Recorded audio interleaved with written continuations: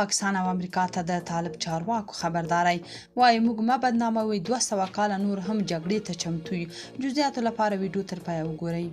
مالي خان وایي د افغانستان خاوره د بل پر ضد نه کارول کیږي. د دفاع وزارت د لوی درسیز مرستیال مالي خان صدیق د پاکستان شته اندېښنو ته په اشارې سره وایي د افغانستان له خاورې هیڅ چاته ګواښ نشته او هر څوک چې په دې اړه بې ځایه اندېښنې لري هغه د دوی خپله ستونزه ده. هغه زیاته کړې چې په دې اړه هر ډول اندېښنې بې بنسټه دي.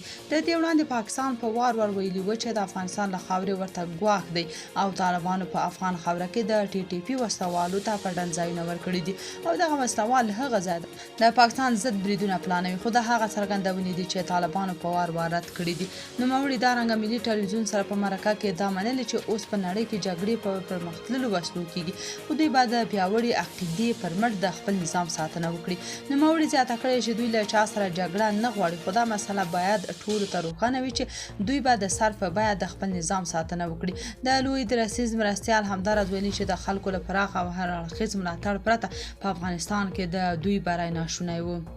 بلخوا د علومو اکاډمۍ مشر شیخ فریدون محمدي امریکا ته په خطاب کې ویلي چې تر راتلونکو 200 کلونو هم ورسره د جګړې توان لري او دوی په جګړه کمیږي نه بلکې له دې سره شمېر لا ډېرېږي. هغه کابل د 4مې کلیزې په مناسبت یوې غونډې ته دغه خبرې کړې دي. د جمعې په ورځ د زمري 24مه نوموړي زیاته کړې موږ خو ځان در باندې شهیدانو موږ له دې جنګ نه کینو او حتما خپله داعیه سرته رسوو. په همدې حال د ملي راډیو تلویزیون مشر قاري یوسف احمدي وایي امریکا چې پوه شو افغانستان کې له ناکامۍ سره مخ کېږي نو له جګړې پام اړولو. هغه زیاتوي چې له امریکا سره افغانستان ته تللي کسانو کې ځینې مجبوري لرلې او ځینې بیا د مزدورۍ لپاره ورغلي وو.